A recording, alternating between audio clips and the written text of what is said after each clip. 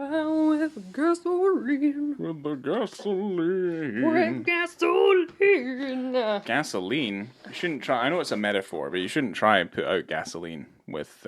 No, you shouldn't probably put fires out with gasoline. Because guess what? Won't work. The fire just won't go out. Certainly not. And then you're just kind of left with a fire, like an escalating big fire. A really bad. What do they call those sorts of fires? The ones with that are like gasoline fires. What do they call them? Inferno. Bad fires.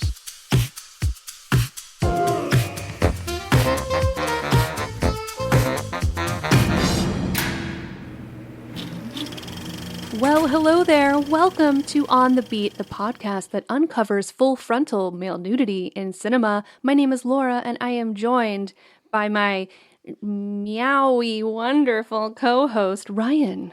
Oh, dear God. Sorry.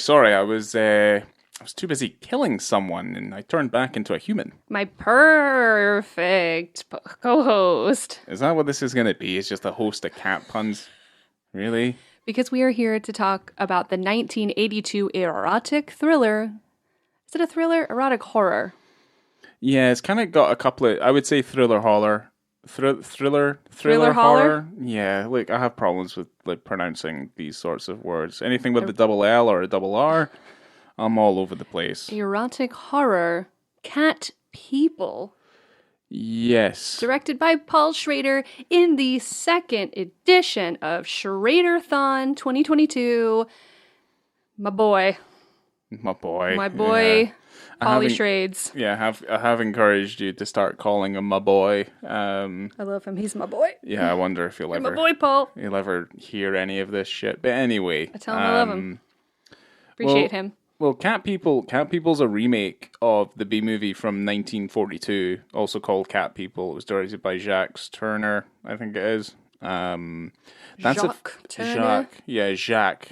Like the French. Oui. Yeah, the French version of Jack. But no, I remember seeing the original Cat People when I was but a teenager. I think I saw it at school. I was only like 14 or something. It's got that really great scene where the cat's attacking someone, and it's you can see it's just a big stuffed cat. That sounds really cute. I've never seen it. I think it's good. I think it's a good movie. Malcolm McDowell thought it was crap. Well, yeah. I mean, I'll take whatever he says with a pinch of salt, but that's fine. That's okay. It's because he wasn't in the original Cat People. That's why he wasn't too fussed about it. He doesn't like movies unless he's in them. I guess so. That's fair. Fair enough. That's my evaluation. I mean, I don't like events if I'm not involved. Who cares? That's very true. Yeah, but I mean, that's an awful lot of events. You're having a party? I wasn't there. I don't care. Don't tell me about it. Yeah, well, that's true. Well, not everyone can come to the party, as we find out. You know who is coming to the party? Who's coming to the party? Natasha Kinski as Irina, Malcolm McDowell as Paul, John Heard, Heard, not John Hurt, as Oliver, and Annette O'Toole as Alice. Yeah.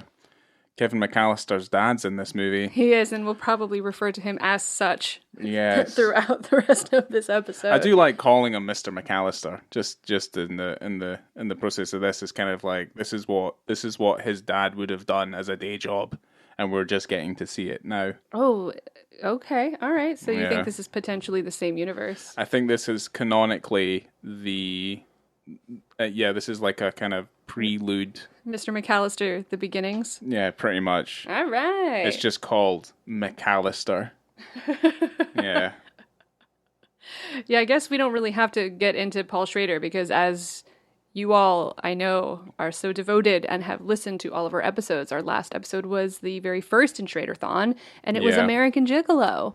And if you're not this potentially imaginary individual who's following up on all of our content, you could just go back an episode to American Gigolo and just listen to the first 10 minutes. Yeah, if you want to get your Schrader on. I mean, we're going to talk about him a lot because this is his movie.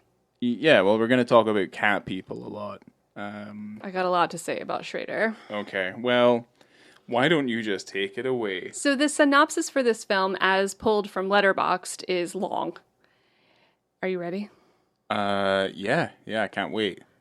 After years of separation, Irina and her minister brother Paul reunite in New Orleans in this erotic tale of the supernatural. When zoologists capture a wild panther, Irina is drawn to the cat, and the zoo curator is drawn to her. Soon, Irina's brother will have to reveal the family secret, that when sexually aroused, they turn into predatory jungle cats. Oh, is that it? I'm wondering if there was any stone unturned in that particular synopsis. The one thing they didn't say is incest. Yeah, there's a lot of incest in this movie. Well, no, there's attempted incest. Well, I mean, it's as we get into it, we find out that Incestual leanings. Well, the only way they're able to contain their bestial urges is by having sex with each other. Yes. Not to procreate, because that is wrong. And anyone listening thinking that's a good idea, you might need to go see a doctor. Well, no, I think that is exactly what it is. He says in the film, we are an incestuous race. Therefore, the only people that they can mate with are family. Their parents were probably brother and sister. Who shot themselves in the head. Yes. And then they had these two. And by race, they are cat people. They're not normal people. They're kiki people. Yeah, you shouldn't be having sex with your family. Leave the family out of it. Go Even make if some you're friends. cat people, just don't fuck your brother. There's some particular lore that I do not think is in the original 1942 version. I don't think there's even a mention of the word incest in the original version. Paul Schrader had to make this sexy, and how else do you make a film sexy? Get your brother involved. Boom. That's how you do it. He knows what he's doing. He knows what he's doing. That's Does so gross. he? That's so fucking gross. I'm sorry. That's so gross. Does he? Does he really know what he's doing? This film was somewhat of a success. I know he's your boy. He is my boy. We all know why it was a success. Everyone was desperate to. It's in a period where it's like everyone's desperate to see someone, see other females naked on screen. They just flock to the cinema. You get boobs and bush and butts. Yeah. And tips of penises. The thing I say, I'm not too sure if he knows what he's doing. Is like this film's very kind of unbalanced, I feel. Okay. It doesn't hit all the check marks that I feel like it's trying to hit. Neither is like a horror as a thriller, and I feel like it barely gets there with the erotic stuff. Especially when you're getting to the erotic stuff and then she turns into a terrifying monster.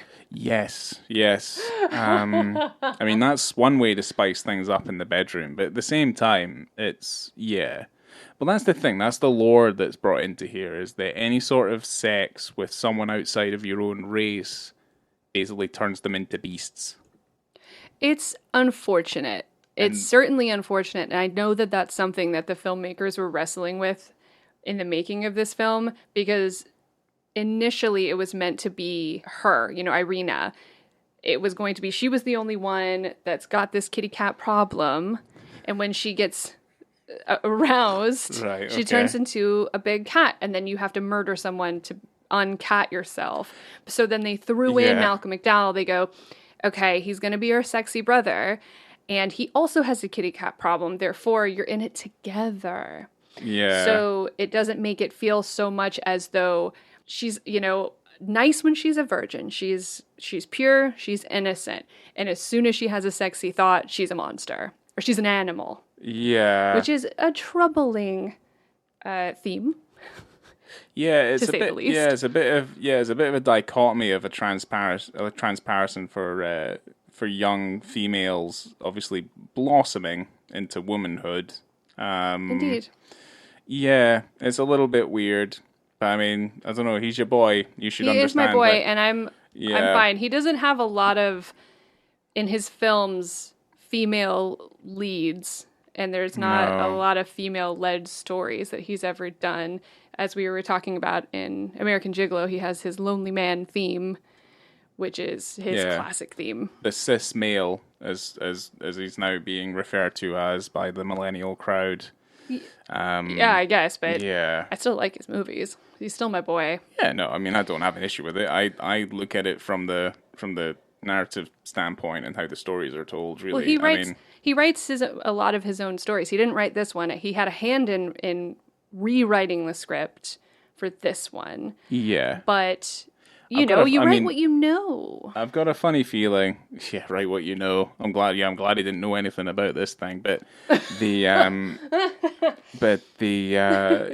no. I mean, I would say he definitely has a hand in this. I mean, I'm just kind of like, how do you modernize Cat People from 1942, which is just effectively a B movie, which is it's what it was. But it's a good version of a B movie, I feel like, personally. Yeah, it's very pretty. And Natasha doesn't hurt at all. Well, I meant the original, the 1942 one. I feel like you don't think this one looks good? I think it looks fine. It's got those Schrader touches. I don't think it's his best work. Those dream sequences are pretty cool. All the stuff in the desert is amazing. All that shit at the beginning where you're just like, what the fuck is this? And then the Bowie track comes in and it's complete fire. Fucking love all that stuff. Awesome. The issue is the rest of it just feels a little bit overlong.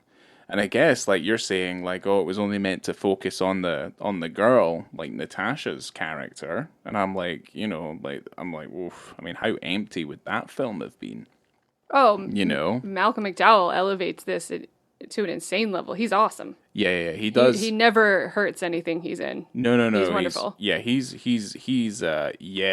When he starts on this movie, he must be starving because he is eating up everything. He is from the moment you see him. She walks off the plane, and she's walking around, and he's stalking her like the little kitty cat he is. And he's just saucing her up from the moment he meets her. Yeah. And I still have a hard time connecting the fact that they're meant to be siblings. Yes. Because it's gross. Yeah. But because he's laying that sex so hard on her from the start, then it's difficult for me to accept that. Yeah. She even says a bunch of times, "You're not my brother. You're not my brother." It's just because she doesn't want him to be, because he's trying to get in her pants. Yeah. There's a lot of questions. It's funny. It's like he's so desperate. They don't have to have sex. You know what I mean? Like, you could go through your whole life without having sex with somebody. Yet, for him as a character, he needs to have sex so badly. And he feels like the only time he can do it and be safe about it is to have sex with his sister. And it was never an option to him to just not have sex with her. Well, no, I think it's that the pair of them, because they're these cat people, is that they're incredibly sexed up all of the time. Like, they just can't get enough. Like, they gotta blow their load. Like, they gotta get off. But the unfortunate thing is, like, that horniness then translates to this transformative metaphor that becomes this very literal metaphor where they become like a gigantic, dangerous fucking cat. Sex animals. Sex kittens. And that's one thing else. Oh, God. Yeah. Sex kittens. Coming in thick and fast. Oh, my God. With your bullshit. I'm so proud of myself right now. But the thing is like, all the cats are played by real cats. They did not hire out non-cats to play the cats. There are no stuffed cats in this movie, other than the one during the autopsy scene, because they're not cutting open a real cat. No. And there's very good reasons why they're not cutting open a real cat, because that scene's awesome. Yeah, it seems so cool. But all the rest of the cats, they're all very real, very aggressive, and very, very authentic. Like, there's some really nice transitionary things with the use of the cat and how they transform and things like that. Because you're not getting an American Werewolf in London transformation in this movie. No, it's not drawn out. It's not long, but the parts that they do focus on are really interesting. It's better than In the Company of Wolves. In the Company of Wolves has some cool stuff in it, though. But that stuff looks ropey as hell, because it's never in the dark. It's always in full brightness, and you're just like, yeah, it just looks a bit ropey. Could have tossed in some smoke and shadows on that one. Well, at least in this, most of Neil Jordan. it is constrained to the shadow, because mostly people have sex in the dark and at night. So obviously works in Schrader's favor in this point. But like some of the effects are ever so slight, and they're only seen for like brief glimpses. And I guess like this is where the horror element comes in, is that you don't show too much. You kind of imply what's there so the audience can make it up in their own head, because it's always scarier that way. He does that stuff really well. I guess it's just the rest of it kind of building up to a certain point. It just feels incredibly drawn out. Yeah, I'm not going to disagree with you. The movie could be 30 minutes shorter. Fuck yeah, easily, it could be 30 minutes shorter. It would be easier to swallow. But I don't know. Yes. Not the incest, though, because incest is still a bad thing, regardless of how you package it up. Fair. So what's the tagline to this movie? Okay. They are something more than lovers who are about to become something less than human. Okay. I mean, it's pretty, I don't know, for what it is, it's pretty on the nose. Yeah, it's pretty on the nose. Certainly when it's just like they're going to become more than lovers, it's also kind of like, if you know going into it that they're brothers, you're like, whoa, hold on. Yeah, they are related, but yeah. Well, okay. I'm assuming what they're getting at is that these cat people are, like, they're built to love, but unfortunately that ability that sexy love they want to share, they're not able to, because they'll turn into a beast and they'll rip you apart limb from limb. You know, you can do it little by little, you know. What do you mean do it a little bit? I was just thinking, if you do it safely, if you do the sexy stuff safely, not with your brother. Okay. So you like could get it done. Well, then you just get Sting. Sting can just jump in, because he does all that tantric lovemaking stuff. He can just make it last for like fucking 8 days. Really? Yeah, that's what he does. Yeah, just like tantric sex stuff. That's cool. That he does. I don't know how cool that is. I mean, that's like you're not able to ejaculate for like 8 days because you're just like, you're getting the pleasures. You're just keeping it going. Yeah, I guess so. I mean, that's the thing. That's what you can do when you got tons of money. Spend 8 days. Just waste your time. Spend 8 days, edging. maybe. Yeah, maybe write a platinum album. You know, like you're just. If he's got time. If he's got time, you know. I'm an alien. I'm a legal alien.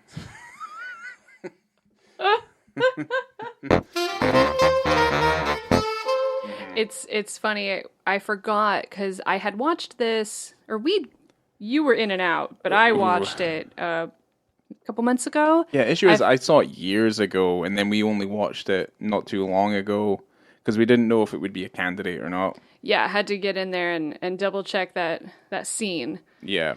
And this has nothing to do with that scene, but I forgot that they were circus performers, and I was waiting for them to juggle. And they did. Both of them juggled. They did a bit of juggling. Yeah. And I still wish I knew how to juggle. I really don't know how. Yeah. I had a book on it and everything. I mean, there's still time. I mean, I'd say get it done before the arthritis maybe takes over your hands. Oh no. And it's then, creeping in. And then, like, when you go to try and grab it, your fist obviously just clenches and you can't grab anything with it. And then that's not a good thing. You can't juggle with a clenched fist. You're absolutely right. So maybe sort it out sooner rather than later. Okay. The time is now. Okay, good. We were talking about those transformations, and I think the first time we do see a proper-ish transformation is when what scene is it? It's not the first one that we actually see, or is he already a cat when he goes to meet that prostitute? Or he's already a kitty cat in the room? Do you remember that part in the beginning? So that really chatty prostitute. So the way I tried to categorize it is there's the redhead at the beginning, then there's a blonde one later on. Okay. And then there's just the stuff with Natasha that happens later. So is this the first one? Is this the one who gets her ankle cut? Yeah, that one. He doesn't get to kill her. Well, no, he's already a cat. He was already a kitty cat. I wonder why. Because he probably couldn't. Well, here's the thing. Like, now that I'm questioning it, I'm like, yeah, why is he a kitty cat? Because I thought he had to have, and I'm never quite clear whether or not he has to just get aroused. Did he rub one out? Maybe. Is that all it takes? I don't know. See, I don't know the rules. I don't know. But I think maybe he just Your boy set the rules. I would like to know what the rules are. Yeah. They're not clear. I think he was doing too much cocaine when they were filming this film. So he Is didn't that maybe, actually true? You that can't is just make those sorts of that is assumptions. incredibly true. Oh, okay. Well, They lost an entire day of filming because he got too high in his trailer, and then he told people, he goes, I can't do it today. wow. Okay. He was too stoned, and he was on God. too much cocaine. Why can't anyone why is life can be so much simpler? You know what I mean? Yeah, but You know would what I it be mean? as much fun? It's not that. Like, if I was like back home and I phoned in and I was just like, I can't come in today. Like, I am coked out of my face. Like, you'll probably be more productive. They'll be like, It's an upper. yeah, just don't bother coming back. It's like, what? What do you mean? That scene, though, with that first prostitute, and he's already a kitty cat, there's that transformation goo that you see a lot throughout the film, and she's fingering this kitty cat goo on the bed Yeah. way more than someone should be. You're up there to meet a John. Is that what you call them? A trick? A trick. Do you play a trick? You meet your John? I meet think it's your a John? John. Let's say it's a John. You meet your John, Uh-huh. and she goes up there, chatting away, fingering this goo, and I'm thinking, darling, that's disgusting. You're walking, you don't know what this guy looks like. You don't Yeah. know how he's feeling. He could have a very severe cold, and you're just touching this Yeah, it could disgusting be goo. phlegm. Yeah. Ugh. Well, don't touch the goo and then immediately start touching other people's genitals. That's Yeah, not very that's what good. she was intending to do if he had come out not as a kitty cat. She was 25. I mean, she was $25 for a massage, and she's like, "If that's all you have, that's all you get." And it's like, right, okay. And then she starts fingering the kitty phlegm. Yeah. Yeah, that stuff. I mean, yeah. Some of that stuff could be a little bit better explained, but effectively, like what the cat people are that like ancient, like centuries ago in ancient civilization, families were sacrificing their children to these cats so that the souls of their children would inhabit the cats and effectively live forever and then become human beings themselves. Sure. It's pretty much... There was a lot of how that went. exposition. There was maybe 3 different scenes of exposition. Yeah. And it kind of needs it, to be fair. It doesn't need the time length, but it kind of needs it so that you don't feel like I'm completely lost. If he straight up walked out there and said, we're from a race of ancient kitty cat people and we have to have sex with each other in order to not become cats, I'd go, okay. It doesn't have to be that long. Or just let it all kind of play out and just let us make our own decisions about what's happening, just as an audience. I kind Instead of of feel having like rules. instead of And then not totally or just like leave adhering to them. or leave a little bit of ambiguity there, just so there's a little bit of mystery, as opposed to that. Because I mean, I don't have an issue with the ambiguity of like, are they actually siblings? Like, what connects them, and why has you not seen them in so long, and all this sort of stuff. Like that would make for a slightly more interesting. Well, I know that plot. answer because their parents killed themselves and they were sent off to different foster homes. Yes, because they were also cat people. Meow. Yes, and they were obviously, And they worked at the circus with the but they were cats. but they were probably enslaved. What? Were I they thought they not? were cat trainers because they're good with the cats because they're also cats. So Okay. they're not scared of cats because they have a kinship with them. So Oh, I don't think okay. they were, and you're right, I did for a second think maybe they were really well trained cat people at the circus, but I think they trained them. Okay. They trained the lions and stuff. Yeah. Well, I guess, yeah, like what they kind of find out is that there's no real escape from the torment that they're going through, because there's not really a kind of villain in this. It's kind of like what drives them is this animal instinct that just kind of overcomes them. So you never at any point are just like, well, they're bad people. They're just cat people. Yeah. It's just, that's the danger of, that's what happens when Kevin McAllister, like he just cannot, Daddy McAllister. he cannot stop having sex with Natasha Kaninski. And look, to be honest, all right. Yeah. That's fine. I Definitely. don't like the idea, because you said it during the film, you're just like, well, he's a lad. Like, that's just, I mean, what, is he going to say no? And I'm like, yeah, of course he could. Of course he could. Nah. Of course he could say no. I don't know if I could say no to her either. I'm sorry. I mean, Hubba. maybe in my 20s, I'd be like, I don't know, I'll risk it.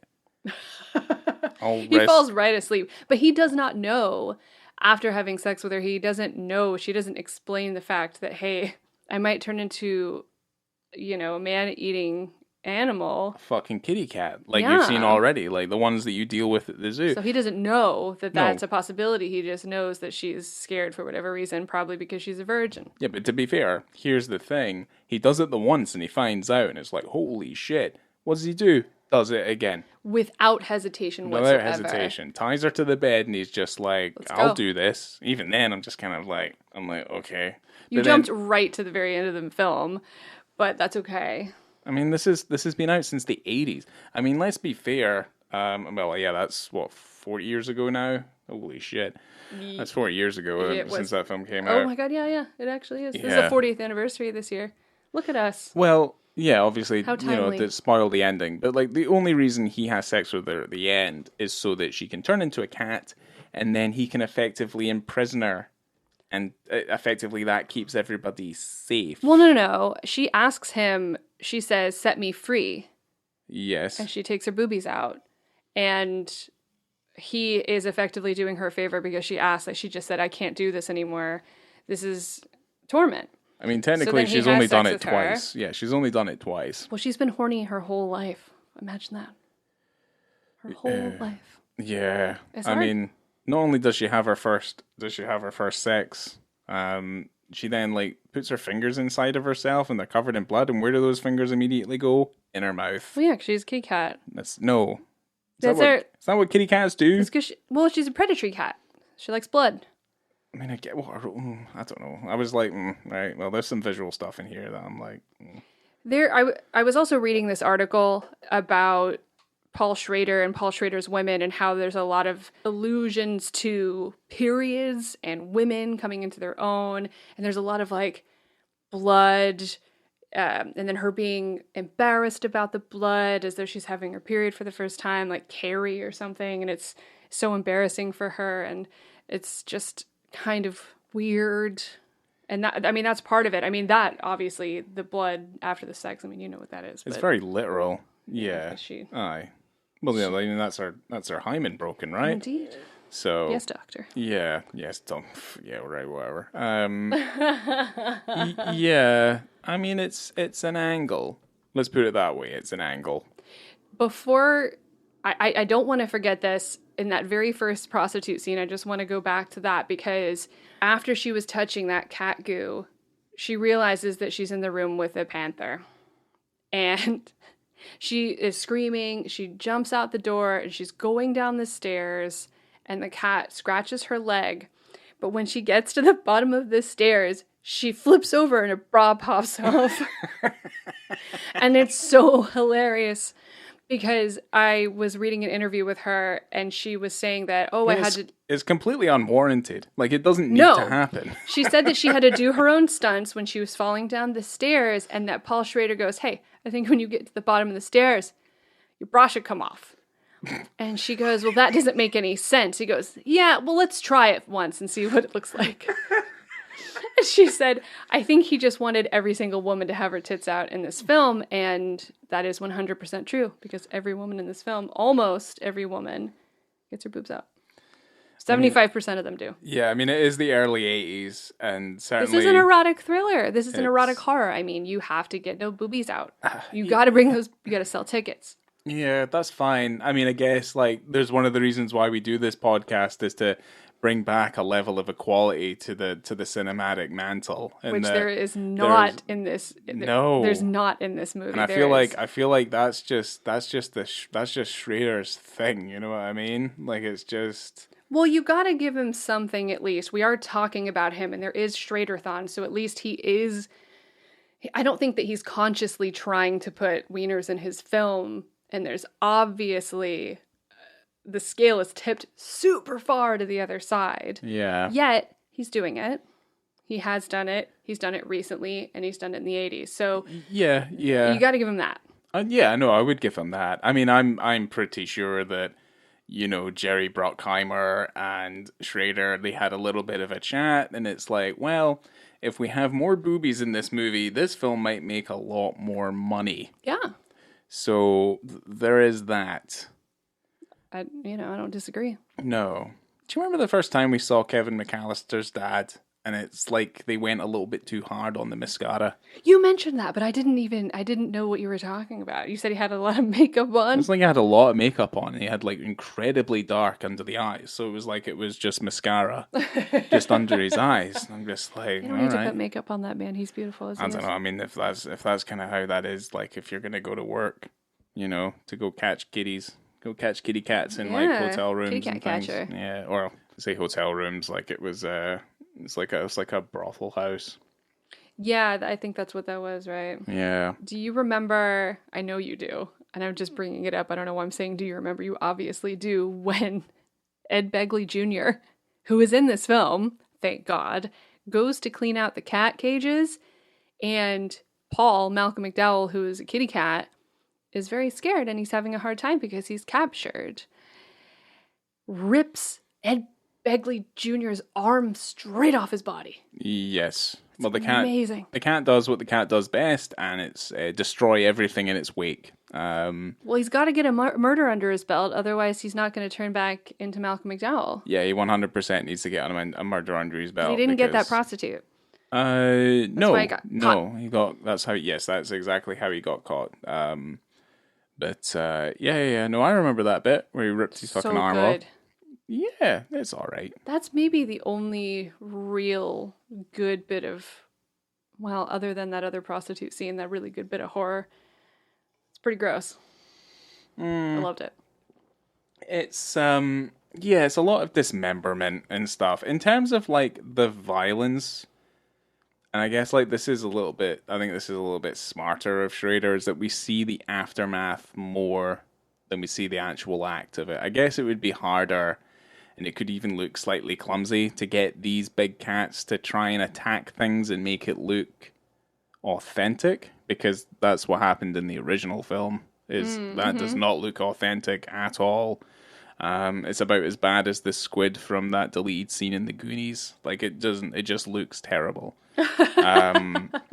So I guess like that's obviously something that you want to try and avoid. Plus the aftermath of a big cat, like obviously ripping and tearing someone apart, and you see just what happens afterwards. I mean, that's when that second prostitute gets murdered. Like a hand's over here, and her fucking body is in like separate pieces. Like you can tell how much destructive power is behind some of these kitty cats. And that brings us beautifully into our penis scene. Yes. At 1 hour, 8 minutes, and 2 seconds, Malcolm McDowell. Yeah. This happens, we're in the hotel room, prostitutes in the other room, and he is laying naked, very wet, on the bathroom floor of this hotel room, covered in that classic kitty cat goo. Yeah. And he slowly gets up. It seems like he doesn't know what happened. Yeah, it seems painfully obvious. He has no idea what's happened. And as he's getting up, there it is. Well, I mean, just a bit. He doesn't know what specifically has happened. All he knows is that, oh wait, no, I've turned back into a human. I must have murdered something. Indeed. Yeah. But yeah, in the span of that, while he's standing up, he's naked, so you see his penis. Yeah, no, he just stands a bit. Up. Yeah, this is white tiled floor. There's no blood in the bathroom. I guess that's to kind of give the mystique that we're not 100% sure what he has done. But yeah, the first time we watched it, we thought, oh, this is a blink and you'll miss it moment. We're not too sure like what other version of cat people we might have seen, to the point where the moment itself wasn't effectively clear. Which is why we didn't do this film earlier, I think. Or at least I was arguing to not do it at all, because I remember painfully just not enjoying it particularly right. much. It was a struggle to get him to agree to Schrader-thon 2022 because he didn't want to do this movie. Well, but the thing is like we can do Schrader-thon because I like a lot of Schrader stuff. It's just the ones that have dicks in them are just like, That's not true. Well, I mean, American Gigolo's all right, and I mean, what's the other one we're doing after this one? Well, we're not going to tell them yet. Yeah, exactly, but you could probably make a wild fucking guess. Yeah, when we watched it originally, I don't remember seeing it, and you're right, it was a blink and you'll miss it kind of moment, but when we watched it today, I don't know what version it was, but you definitely, The clarity was a lot better. yeah, maybe it It was was a just, much better version of the film that we watched today. and it was on Stars streaming. So if you've got Stars, because you're a big Outlander fan, Yeah. you can watch Cat People, which I'm sure you already have. Yeah. You should be able to watch it. Yeah, if you have your stars and stuff. Thing is, when we first saw it, it was a little bit more widely available because it was on Prime, I think is where we saw it. Yeah, I mean, it's been switching over from service to service. It was on Prime- HBO, Prime- and it yeah, was well, on Prime, Prime- and it was on Stars. Yeah, Prime has a habit of putting poor quality versions of films up there. Because I remember seeing The Abyss on Prime, and my DVD version is better than the version of The Abyss that they put on Prime. It's weird. Because it was the 4:3 version. Oh, and God. The Abyss already looks, for whatever reason, the transfer that they've done to The Abyss, I mean, it looks like they've shot it through 2 or 3 different sheets of glass. Oh, wow. And it's never looked amazing. So hopefully when Cameron comes out with his 4K remaster that he's working on, supposedly, at least for the last, like, God knows how many years, 20 fucking years, I'll be interested to see what that looks like. But Well, yes. even better, on June 28th, 2022, which should be really soon after this episode comes out, there will be a 4K Blu-ray of Cat People out by Scream Factory. So Yeah. y'all can get on that.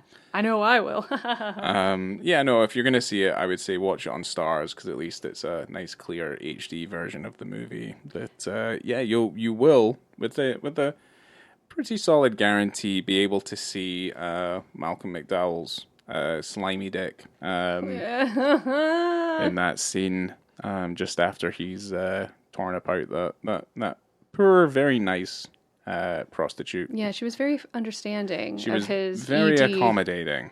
you know? Yeah. He does Yes. eat his own cat goo, which was so disgusting. And I don't want to think about it. It's like He's someone just staring at himself in the mirror. it's like someone picks their nose and then eats it afterwards, and he's just like But it was a fixing his hair. huge piece. Oh, it was a big, It was like the massive size chunk. of a fried egg. It could have been that, or it could have been a piece of like flayed flesh that's just ended up like sticking to his person, and he's just like Yeah. putting it in his mouth. Oh, man. Either way. I know that Malcolm McDowell recalled that he felt awkward during the nude scenes in this film, which is interesting because he also considers himself to be a nude pioneer. Yeah. He said in an interview, he said, "In fact, I was the first actor to do a nude scene with a woman. It was in If. Christine Noonan and I rolled around on a cafe floor off the A3. I suggested it to her. I sidled up to her and asked if she would do it, and she said, yeah, all right." He says that he does a lot of nude scenes, and I personally don't consider it a nude scene if I just see your tush, because I have standards. This one counts. Clockwork Orange counts. I haven't seen If yet. Yeah, I thought. But I don't think I thought that- If would have been a contender for this, but it just might not. We can be. check it out. I'm very happy because I've always wanted to see that movie. We own that on DVD, and I've seen it before. I just can't recall. Isn't it part of a trilogy? I couldn't tell you. Anyway, yeah, so Yeah. he thinks he's a nude pioneer. He said that, up to this point, he'd done 10 nude scenes in other movies, and people just keep asking him to take his clothes off. Do you know what was funny? I was also watching an interview with him where he said that they wanted him to pump some iron for the nude scenes in this film, and he's Well, like, make him look a bit more beefcakey. beefcakey, toned, and he's like, no, I'm an English actor, I don't really do that. I just said no. Yeah, it's all Said about he tried the to do some performance. arm stuff, and then he just said, nah. He's not got like a physical presence that you would probably expect from, he's very slight. Yeah. But the thing is like it's all in his face. That's the thing. Oh, all his- of the shade, yeah, all his of the face, shade his does eyes. is like it's his face. It's like what he's doing, because there is some things that he does with his body, but it's more like kind of uncharacteristic, kind of full body moments. So like he's not big, he's not buff, he's not bulky. It's still very scary. Yeah, That presence that he Yeah. has is quite intimidating, even Yeah. from the first moment you meet him in this movie. Yeah, but it's all to do with it. It's all in his face. It's all what he does with his eyes and stuff like that. So Yeah. and it does make more sense. Like if they're going to be kitty cats, like the pair of them would be more slight. They wouldn't be built like brick shit houses. Streamlined. Yes, silky smooth, slender. It's funny how when we first watched this and I didn't see any nudity, and then we go to watch it again today because I was just going to sneak this in and make excuses for why we're doing this film on the podcast. Yeah. But luckily we did see it, and it's so, I don't know why, it's just such a weird one. It's such a weird one because it's so interesting how you can see it sometimes and sometimes you can't. Like a peekaboo. Yeah, yeah. I think you were. I don't think there's I thought you were just talking about the film in general. I mean, I was just. Kind oh of, God, no! Yeah. I meant his penis. But it's strange because I don't know that there's an unrated version of this movie. I think it's just the movie. I think it's just what it is. So, yeah. I don't know. I don't know if there's a director's cut or if there's a different cut or. There's certainly movies that I don't want to give away my rating, but you can already tell what it's going to be. But I definitely think there's other films that do a better job of the male nudity than this one. I mean, that's fine. Like I say, I kind of feel like... This movie's not about... I mean, certainly Paul Schrader wasn't making it about the men. No, he wasn't. But then you're kind of... You can take cat people and basically compare it very directly to like lycanthrope mythology and how that works in cinema as well. You know, it's like if they do transform and they rip out of their own clothing, eventually when they do change back to being a human being, they're not going to be wearing their clothing. They're not like the Hulk, who, funnily enough, his trunks just shrink back to normal size when he turns back into Bruce Banner. That just doesn't work. You know what's weird about this movie is when they do change, it looks like their skin is ripping off and then you've got the cat underneath. A lot like in The Company of Wolves. Yeah, it's kind of like a snake. As though it's, Yeah, it's like they're shedding their skin and then they're kind of like, they're always operating from the inside out. Hairy on the inside. Which I think's fucking cool. It is cool because then you don't really understand how they can turn back, because I don't think you ever see that part. No. You only see the turning into a cat. Well, remember, it was always about the souls inhabiting the animal. So it's always going to be working from the inside out. Where I guess maybe with other sorts of transformations is that they change and then they kind of shrink back in. So everything kind of like a blowfish. So like the pines come out and then they go back inside again, and right. then, you know, that sort of idea. But with this, it's almost as if like the soul inhabits and then they just shed it away. So all that goop you see there is like the excess skin and the fur, and then it's the human being. Then they change back into a cat. It's just the excess skin and the fur and all that sort of thing. Must be exhausting. Probably, and I mean, I guess like if you're that horned up all the time, then for as much sex as he has. Yeah, 24-hour boner. Like, I don't know. Oof. I don't really know. It's exhausting. You know what's really cool about this movie? What? There's an orangutan watching TV called BJ. BJ and the Bear? BJ. No, the orangutan's called BJ. I know, but the show BJ and the Bear. I don't know. Were they watching BJ and the Bear? No, but BJ and the Bear is about a man and his monkey. Oh. And so I thought that's why they called him BJ. Probably. All right. Okay. Well, that makes sense. And they drove a semi-truck. And that's just Every Which Way, but it's Which Lose. That Clint Eastwood couple of movies. I don't know why there's so many shows about people driving semi-trucks and then because that shit sells seats. An ape or a monkey. That's what they need to do. I mean, before Clint Eastwood kicks the bucket, like he needs to make another movie with Clyde and just go traveling across the United States with an orangutan in his truck. No thanks. Okay, that's fine. But you're perfectly okay with incest. Anyway, whatever. I like what I like. Yeah, you don't like the monkeys, but yeah, I guess so. I'm trying to remember the other parts that I liked, and I know specifically one of them was that dissection scene when... Oh yeah, the autopsy. Malcolm McDowell actually ends up dying. What do you mean? What are you talking about? When the brother dies, and then they get the cat body, and he dissects him. Oh, right. Yeah. But he's dead by that point. The cat's definitely dead. I know he's dead. I'm just saying that he is the cat. Yeah. And then they dissect him. Well, that's how we're able to figure out that it works from the inside outside. Because when they cut the cat open, it's literally like human body parts that are like coming out of it. Yeah, it's his hand. Yeah, and then it actually melts away. It just flops right out of the cat's body. It was so cool. Yeah, it's pretty cool. And then it just awesome. Explodes in a puff of green putrid it's smoke. just a giant fart and then it just melts away. It's crazy. So good. The only other things I have are fun tidbits, if you're ready for those. Yes. Okay. Give me some fun. At least something to grasp a hold of. As you all probably know, as you follow him, because who doesn't want to hear about Giorgio Moroder, but he composed the score to this film, and this is the second film he's done with Paul Schrader after American Gigolo, and he had pretty much composed the whole score, but then Paul Schrader asked David Bowie, as you do, hey man, would you make a title song for this movie I'm doing? Yeah, any opportunity to work with Bowie, I suppose. Hell yeah. So then I guess David Bowie met with Moroder in Switzerland, and they went out and they had breakfast, they went to the studio, and then in 2 or 3 takes they had the song. But this song is super popular. It was used in other movies. I don't remember them in the other movies. I only remember it from this film, but it was in Inglourious Basterds and Atomic Blonde. But the funny thing about this particular session is that Queen was also in that same studio recording an album. And that's where Bowie met Queen. And then they ended up collaborating on Under Pressure. Huh.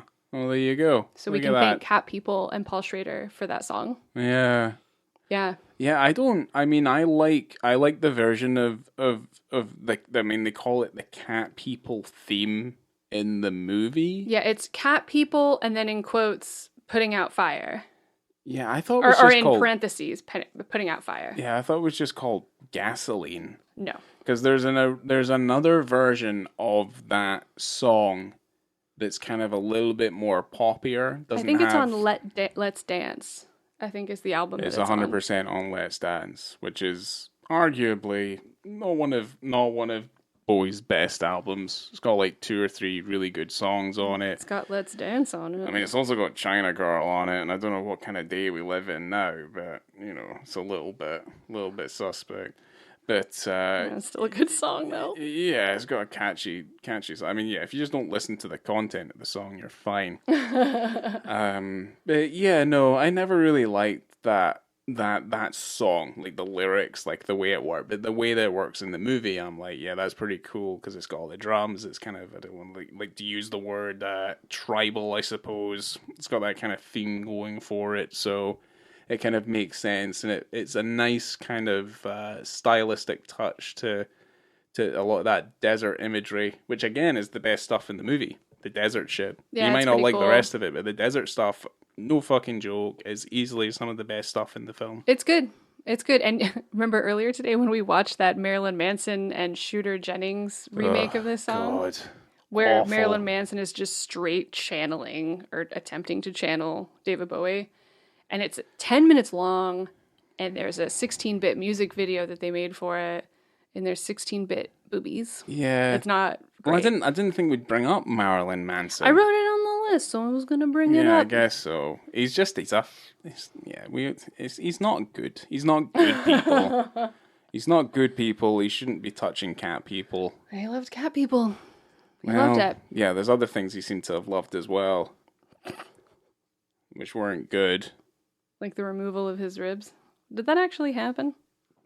Now, this is something that I brought up before. Is that an urban legend? No, well, I was like, so, right, we spoke about this ages ago, and I mentioned that, like, Michael Jackson had a button in his spine so that he could press it so that he would, like, flop over on himself, like, bend over so that he could suck his own dick. Mm-hmm. Now, the urban legend itself, if you read it up online, it basically relates to Prince, but he got two of his ribs taken out so he could effectively suck his own dick, and then that myth moved on to Marilyn Manson. I had not heard of anyone else other than Marilyn Manson that this was attributed to. No, it seemed to have moved. It was the same, like we mentioned Richard Gere with the gerbil and stuff, like last episode. That also is a complete urban myth. Right. I mean, yeah. I mean, who knows? Who knows? It's none of our business. What people do in their own homes, it's none of my business. Yeah, but hold on. No, you can't say that because you can't start involving little animals with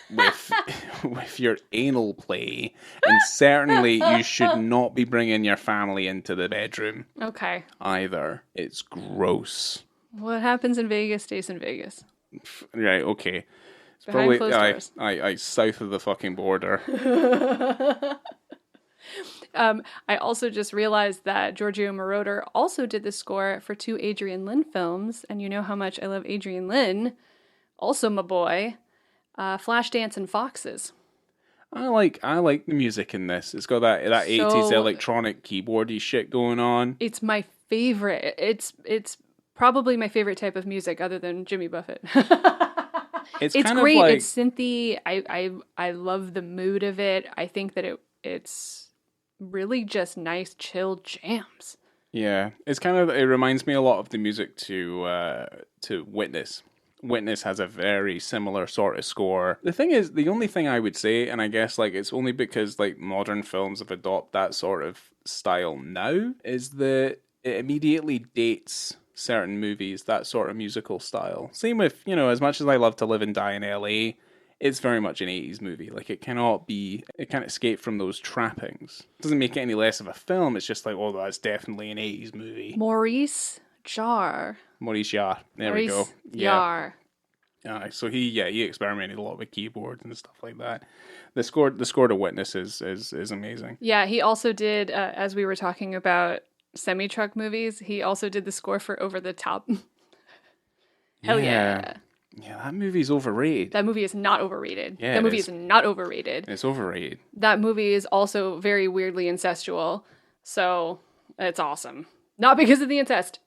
Not because of that creepy relationship he has with his son. It's What just is it like? What is it that I'm learning today? Like, what is it about this where you're just like, no. yeah? Do you know the director Roger Vadim? No, not off the top of my head. He did And God Created Woman and Barbarella. Oh, Barbarella, I know. Yeah, Yeah, he kind was of sexy movie. Oh yeah, that's right. He was originally set to direct this, and then I think things were kind of going in flux between Universal, who had bought up all the RKO films, like their whole catalog. Okay. So they were trying to remake all of these films. It's around the same time that The Thing came out. Okay. And, okay. oh God, what was the other one? Was it The Day the Earth Stood Still? I think it was something like that. But No, they were trying. They didn't remake that until the 2000s. That was a Okay, that was a 50s movie. I've got it wrong. RKO also owned King Kong, Okay, well they were trying to. which they already remade in the 70s anyway with Jeff Bridges. Oh yeah, they were trying to remake all of these films, and this was one of them. Okay. In that kind of spell, but I don't think this, and especially The Thing, was not a huge commercial success like they thought it would be.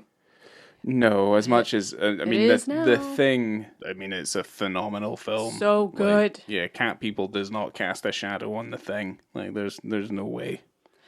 So the last thing that I have to mention is regarding Paul Schrader and Natasha Kinski, who had an affair during the production. I don't know if you would call it an affair necessarily, but they were sleeping together. And Schrader said that during... I mean, you would call that an affair. But I mean, if they're single, is that an affair? I don't know what their relationship status was. It still counts. It still kind of refers to that, you know. Sure. It's how they put it in the media. Okay. Well, he said that during the actual shooting of the film, I became involved with Natasha Kinski and became obsessed with her. But then after that, she cut off all communication with him. And then 3 months later, he tracked her down in Paris. Peter Biskin wrote in his book, that Easy Rider Raging Bulls, that Schrader's friend John Milius said that Kinski said to Schrader, "Paul, I always fuck my directors, and with you, it was difficult." Holy shit. Yeah. So what, John Milius is in the room when this is happening? I guess. Holy fuck, what a scene that would be. I know. Jesus Christ. Fucking Conan directors there, and it's... What a fucking party that was. Those books are amazing. If anyone's not read at least those 2 books, Easy Riders Raging Bulls is easily one of my favourite books, and they adapted it into a subpar documentary because they couldn't obviously put all the info in it. Yeah. But he also did Down in Dirty Pictures, which is the rise of Miramax. Whether or not you're interested in any of that stuff because of the Harvey Weinstein shit, it's still interesting to kind of see it from that man's perspective. But Schrader didn't direct anything for about 3 years after this. So the romance basically broke him so hard that he had to move to Tokyo, and then he ended up making a biopic about Yukio Mishima. Yeah, he did the Mishima Life in 4 Chapters That was movie. the next thing he did after that. He basically had to just get out of that town. came out in 85. Yep. Well, no, I mean he didn't make a film for 3 years. He made the relatively middle of the road Cat People movie, and then he makes probably one of the greatest films of all time. So I mean, What's interesting fine. is that on a bedside table in this film is a Mishima book. I'm sure he probably had it in his head for a while. A lot of these writers and directors they always have a few irons in the fire, so that doesn't surprise me. So you know how everyone hates Roman Polanski? Oh, I wonder what for. So apparently Roman Polanski said that he had an affair with Natasha Kinski when she was 15. Oh, for fuck's sake. And he said that it happened, and it was like in an interview in 1994, and he was like, what about Natasha Kinski? She was young. We had a love affair. Yeah, she was 15. And then later on, it was 1999, Natasha Kinski was asked about it, and she said there was a flirtation, there could have been a seduction, but there wasn't. He had respect for me. Oofed. So I don't know. Yeah. But she did say she fucks all of her directors. So. Yeah, I mean, I don't know. I feel like maybe that's maybe posturing more on her part, like saying that sort of thing. Like whether that's something I feel like she actively does, but at the end of the day, like it takes two to tango. Like, I mean, Polanski's we know is a monster. He probably shouldn't be consenting to having sex with someone who's well under the age of consent. Yeah. He doesn't get a fucking pass. No, he doesn't. There's been so much incest and pedophilia and all sorts of stuff getting rattled around for the last hour. I think we should just close this up and I'm going to get you sectioned. I don't really have a lot of awards. The only awards that it was nominated for were song and score. Creating monsters. Yes. Yeah. Yes. You included. Well, we learned a lot today. We have. Well, many questions need answers. Very much like the incredible plot lines of this movie. So, Ryan, would you recommend this movie? I'd say, like, Cat People falls under the bracket of being a curiosity. I feel like it's already quite a cultish film, and I think there's more good than bad here. It's just a shame that it kind of the bad stuff kind of just weighs it down just a little bit. But there is some interesting and there is some cool stuff in it. It's just I think it is definitely worth at least one watch, or at least if you feel like you're getting bored, you can't switch it off because a lot of the cool stuff's near the beginning. Yeah, no, I would also recommend this movie. I think it's fun. I think my memory of this film is usually more fun than actually watching it. So my memories and all the parts that I really liked tend to stick out more than in my memories. So, but I would recommend it. I think it's fun. Malcolm McDowell, awesome. Natasha, awesome. But before we go, I do want to ask you about your rating for the film. Do you want the film or do you want the dick scene rating first? Dealer's choice. Well, the dick scene gets like a 2, because it's so massively brief. And I use massively in speech marks. But also, I mean, I just think the film's just overlong, and there's certain things about it that beg questioning. And I think if you just left a greater level of mystique over the whole thing, you would probably have had a better film at the end of it. And also cut out like half an hour, you would have had a better film as well. Okay. So I'm going to say 2.5 out of 5. Indeed. Okay. So for the film, I'm going to give it a 3 because I enjoy how sweaty it is. Because it is in New Orleans, you like to have a nice sweaty film. I think John Hurd is given some William Peterson vibes, which is always appreciated. Malcolm McDowell. I wouldn't go that far, but still. Vibes. I said vibes. And Malcolm McDowell's a powerhouse. I remember meeting him once and being in the same room as him, and it was very exciting. And I didn't talk to him. I think I just said hello, like a weirdo. But he's great. All right. And Kinski, amazing. everyone's great. I think everyone's given it everything they got. 3 stars for the film. Definitely could have cut out some, and I do think that the insane relationship and the insane amount of cocaine that was going around the set probably helped with how insane the movie is. You don't think it lent a hand in any sort of way? I mean, you can only say that on the basis of, hindsight being 2020, and that we'll never know what the film could have been without the inclusion of massive amounts of cocaine. Okay, and for the dick scene, I'm going to give it a 1.5 because that's what I'm going to give it. I don't think you saw that much. I was surprised you saw the tip, and I do get very annoyed when things and legs are in spots that you don't expect them to be, and they're only really there to hide things. That's weird that his legs might get in the way since his dick is in between them. No, you would put your leg forward. What are you talking about? You'd hide, your left leg would hide it from the camera since it's shooting that way. Mm-hmm. Anyway, it was. Okay. But it's just me. Yeah. Could have seen more. Of course, yeah, but then you're also like, you've got this kind of perverted streak that we're now obviously seeing now. It's not obviously a streak, that is my life. 26 episodes into it, and obviously you're revealing so much about your personality. From the moment you met me, I'm disgusting. You're demanding, and certainly I feel like it's verging on troubling. Well, thank you. Thank you for seeing the real me. Look, you don't have to say thank you.